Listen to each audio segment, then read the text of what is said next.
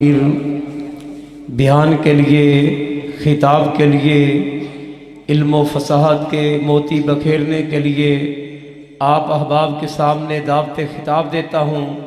मौलाना मुदस्सिर लतीफ़ असरी साहब को कि वाएँ और आप अहबाब के सामने अपने खूबसूरत अंदाज में कुरान और सुन्नत की आबियारी फरमाएँ और कुरान और सुन्नत के मोती आप अहबाब के सामने बखेरें। अस्सलामु अलैकुम वरहमतुल्लाहि वबरकातुहू। अल्हम्दुलिल्लाह हामिदा व मुसल्लिया बिस्मिल्लाहिर रहमानिर रहीम। क़ाल अल्लाहु तआला फ़िल क़ुरआन इन्नल्लाहा ला युग़य्यिरु मा बिक़ौमिन हत्ता युग़य्यिरु मा बिअन्फुसिहिम व क़ाल अन्नबिय्यु सल्लल्लाहु अलैहि वसल्लम लतत्तबिउन्ना सुनन मन क़ब्लकुम हत्ता लौ दख़लू फ़ी जोहरि ज़ब्बिन लदख़लतुमूह। सदक़ल्लाहुल अज़ीम। खुदा ने आज तक उस कौम की हालत को नहीं बदला जिसे ना हो खुद ख्याल अपनी हालत के बदलने का।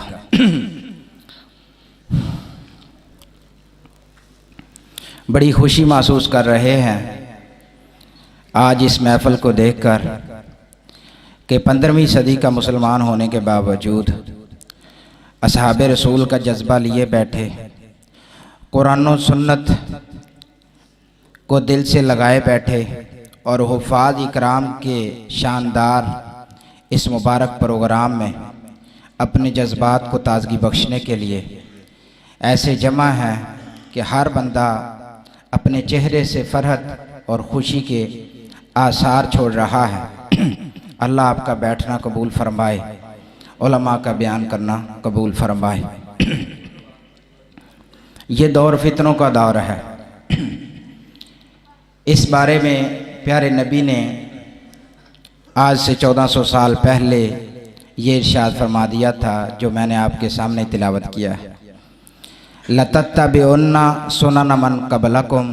प्यारे नबी ने फरमाया तुम ज़रूर उन लोगों के पीछे चलोगे जो तुमसे पहले गुजर चुके हैं, यहूद व नसारा। हत्ता लौ दाखलू फ़ी जोहर ज़ब्बिन, यहाँ तक कि अगर वो सांडे या गो की बैल के अंदर दाखिल होने की कोशिश करेंगे, लदख़लतुमूह, तुम भी दाखिल होने की कोशिश करोगे। ये दौर फितनों का दौर है। हमारी न्यू जनरेशन जिसे 5th जनरेशन का नाम दिया गया है, 15 से 25 साल के दरमियान खुसूस और इनसे छोटे जो अभी बालग होने वाले हैं और इससे छोटा साइज 1 माह 2 माह 4 माह का बच्चा, आपने इस न्यू जनरेशन पर जो वार हो रहे हैं और नबी सल्लल्लाहु अलैहि वसल्लम की ये हदीस हमारे मुआशरे पर कैसे फिट आ रही है, बच्चों के चेहरों से देखना है। अपने घर में नज़र मारकर बच्चों की मुआशरत तहज़ीब व तमद्दुन से देखना है कि बच्चे की पसंदीदा चीज़ें कौन सी हैं और बच्चा किन चीज़ों को लाइक करता है, बच्चा कैसा लिबास पसंद करता है, बच्चे के मुतालबात क्या हैं और हमसे रोज़ाना बच्चे की लड़ाई किस मौजू पर और किस वजह से होती है। जब इन सारे सवालात को ढूंढने की कोशिश करेंगे तो मुझे अपना बच्चा किसी फिक्री गुलामी का शिकार नज़र आएगा।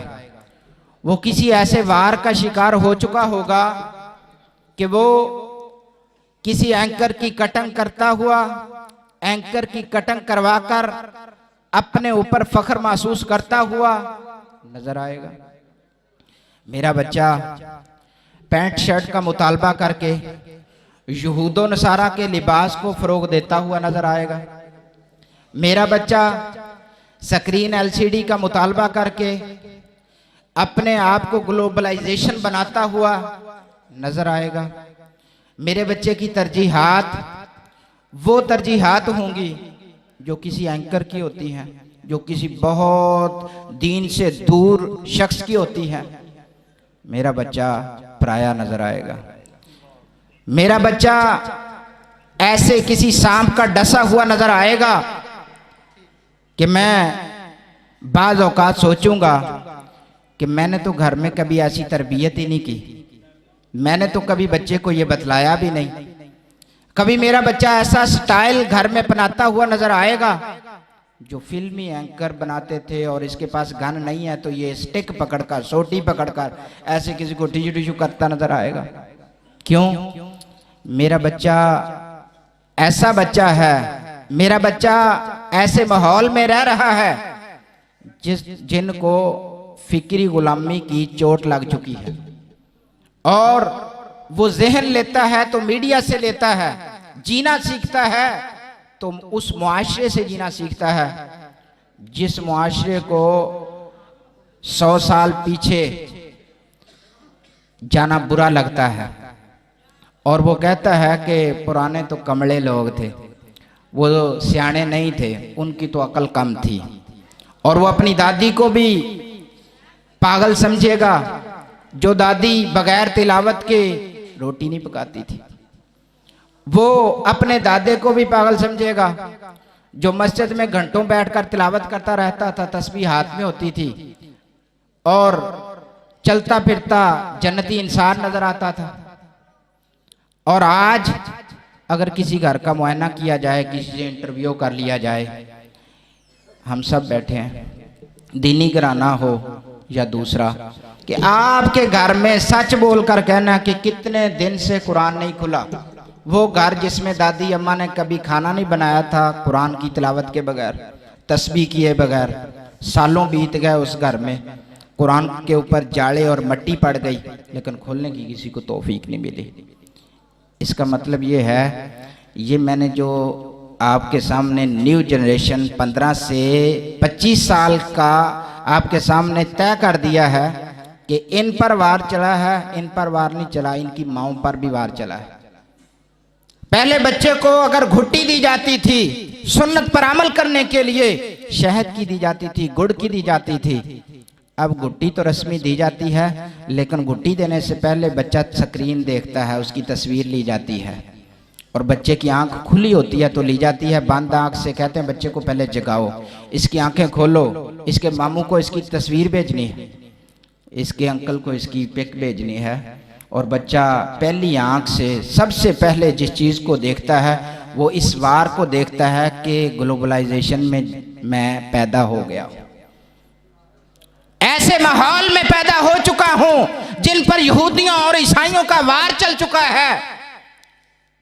और फिर अजान दी जाती है, अजान के बाद बाज लोगों ने मारूफ किया हुआ है कि वो महसूस करता है मैं मुसलमानों के घर में पैदा हो गया हूँ, अल्लाह का शुक्र है। हालांकि रसूलुल्लाह सल्लल्लाहु अलैहि वसल्लम से बासनद सही आज़ान भी देना साबित नहीं है। मैंने अपने किसी बच्चे के कान में आज़ान नहीं दी अल्हम्दुलिल्लाह। रसूलुल्लाह सल्लल्लाहु अलैहि वसल्लम की ज़िंदगी हमारे लिए उसवा हसना, वो नबी जो सादा लिबास में रहता था, वो नबी जो सोया हुआ था मोटे वाण वाली चारपाई पे, जब असहाबे रसूल ने देखा आंखों से आंसू निकले और कहने लगे अल्लाह के रसूल कैसरो किसरा के बादशाह तो अयाशियाँ कर रहे हैं, नरम बिस्तरों पे सोते हैं, आप इमाम कायनात हैं, आपके लिए ना लगा दे नरम बिस्तर। तो सुने नबी ने फरमाया था वाला हम फिद दुनिया वाला ना फिल आखिरा, उनके लिए ये बिस्तर दुनिया में मुबारक हूँ, हमें आखिरत में मुबारक हो, हमें आखिरत में मुबारक हो। अगर माँ ब्लूटूथ लगाकर, हैंड फ्री लगाकर, स्क्रीन देखकर बच्चे को दूध पिलाती है और ख्याल ये करती है कि मेरा बच्चा वली कामल पैदा होगा, मेरा बच्चा सनाउल्लाह अमर तसरी बन जाएगा, अल्लामा एहसान अलाई ज़हीर बन जाएगा, उस माँ की भूल है, उस माँ की भूल है। वो माएँ ख़त्म हो गई, जब दूध पिलाती थी तो बच्चा बिस्मिल्लाह नहीं पढ़ सकता तो बिस्मिल्लाह पढ़कर दूध पिलाती थी। वो माएँ चली गईं, जब बच्चे को छींक आती थी तो अगर बच्चा यरहमुकल्लाह कहने का मसला, अल्हम्दुलिल्लाह कहने का मसला अभी नाबालिग होने की वजह से, बचपन की वजह से नहीं बोल सकता, ज़बान नहीं उठाता, तो माँ कहती थी अल्हम्दुलिल्लाह और ख़ुद ही आगे से जवाब देती थी यरहमुकल्लाह, ख़ुद ही आगे से सारे जवाब देती थी बच्चे की तरफ से नुमाइंदगी करते हुए। जिन बच्चों ने ऐसी माँ का दूध पिया हो जिसका ओढ़ना बिठौना ये स्क्रीन हो। शेख अब्दुल मन्नान रासिक साहब का एक मैंने क्लिप सुना, वो फरमा रहे थे जिस जवान बच्ची के हाथ में बाप ने मोबाइल पकड़ा दिया है ना, उसको दीवारें ऊंची करने की ज़रूरत नहीं है, दीवारें नीचे ही रखे। दीवारें ऊंची करने का तो फिर एक बहाना ही है। आपकी बच्ची के हाथ में मोबाइल है तो आपकी बच्ची 24 घंटे बाहर फिर रही है, घर नहीं है, वो बेगानी है। हम किस भूल में हैं? बहुत हमारा ज़माना पीछे चला गया है, बहुत पीछे चला गया है। वो बच्चा जो 3 माह का है, अभी उसको अम्मी अबू कहना नहीं आता। पहले जब लोरी दी जाती थी तो ला इलाहा इल्लल्लाह का विर्द किया जाता था, और जब बच्चा रोता था तो अल्लाह अल्लाह कह के चुप करवाया जाता था। अब चुप करवाने का कुछ और तरीका है। बच्चा रोता है तो फौरन किडनेस लगाओ, कार्टून लगाओ और बच्चे के सामने कर दो, बच्चा उसी वक्त खामोश। ऐसा नशा है बच्चे को, जो 3 माह का 2.5 माह का बच्चा है, स्क्रीन देकर खामोश हो जाता है। कोई ऑटोमेटिक सिस्टम उसका जहन का उस स्क्रीन के साथ मिल गया है। भाइयों, ये ऐसे वार हम पर चले हैं कि आज उन्होंने कहा कि मुसलमानों के साथ जंगी आलात से जंग करना महाल हो चुका है। कभी अफगानिस्तान में मार खाता हुआ नजर आता है, कभी शाम में मार खाता हुआ नजर आता है, कभी इसराइल में मार खाता हुआ नजर आता है। वो कहते हैं इनको फिक्री गुलाम बना दो बस। बच्चा घर जाकर कहे तो बाप को बाल कटवाने साथ ले जाए और वहाँ से स्टाइलिश देखे तो यूरोपियन और इंडिया के और अमेरिका के नौजवानों की कटिंग देखे, 1 साइड है या 2 साइड है या 3 साइड है, कट लगे हुए हैं या नहीं लगे हुए, और उधर से डिज़ाइनिंग पसंद करके कह दे। उसको ना पता हो कि प्यारे नबी की बाल कटवाने की सुन्नत क्या है, नबी सल्लल्लाहु अलैहि वसल्लम के बाल कैसे थे। बस वो स्टाइल देखेगा और इशारा करेगा, बाप उधर ओके कर देगा, ऐसे करके काट दो जी, ऐसे काट दो, जैसे बेटा कहता है।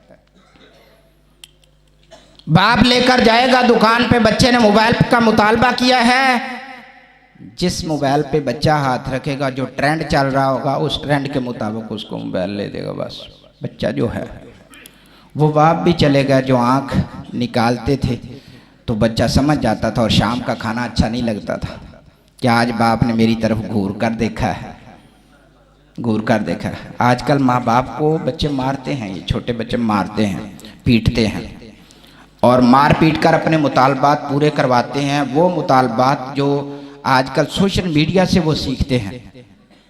तो भाई, मेरी फिक्र और मैं जो पैगाम देना चाहता हूँ वो यही है कि हमने अपने बच्चों की तरजीहात को हद्दुल वुसा नबी वाली बनाने की कोशिश करनी है।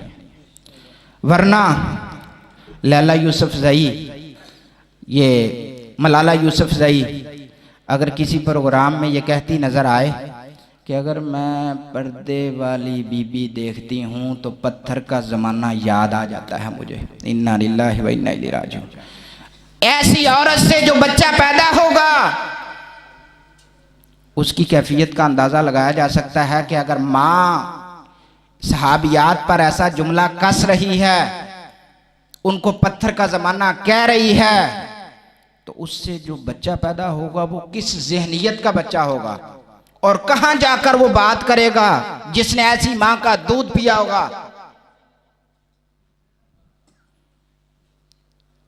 हमारे लिए लम्हा फिक्रिया है, मुसलमानों के घर में पैदा होकर, मुसलमान माँ का दूध पीकर, मुसलमान माँ की गोद में परवरिश पाकर, फिर भी हमारे बच्चे बेगाने क्यों हैं? मेरा बच्चा मेरी क्यों नहीं मानता, मेरे पीछे क्यों नहीं चलता?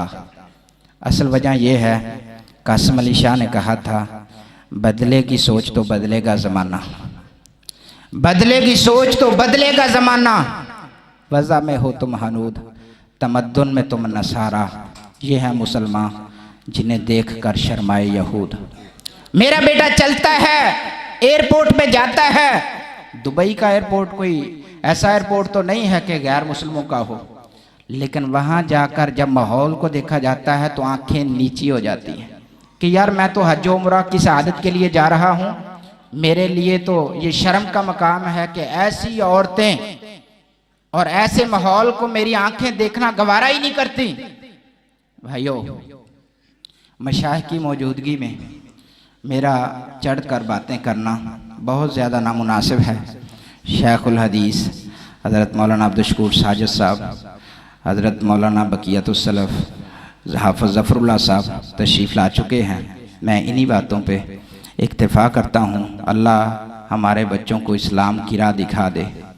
आप जानते हैं कि हमारी फ़िक्र ऐसे चेंज की गई है कि 2003 और 4 में हम देखते थे कि अच्छे और मुअज़्ज़ज़ शख्स को सूफ़ी साहब कहा जाता था। ट्रेंड बदला, सूफ़ी को गाली बना दिया। ट्रेंड बदला, सूफ़ी को गाली बना दिया।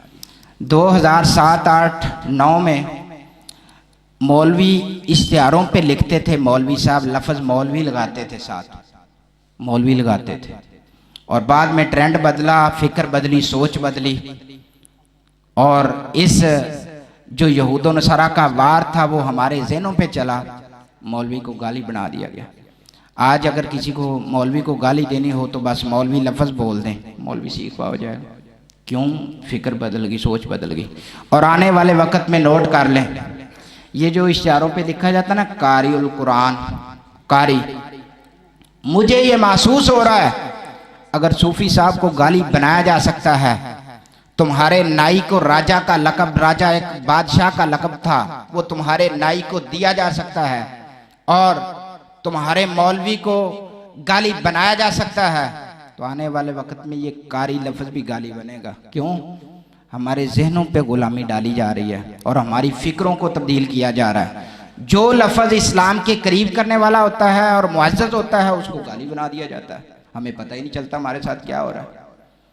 अल्लाह हमारी हिफाजत फरमाए, इस्लाम की हिफाजत फरमाए, इस्लाम को गलबा अता फरमाए, कुफ्र को मगलूब फरमाए। व आखिर दावाना अनिल हम्दुलिल्लाहि रब्बिल आलमीन।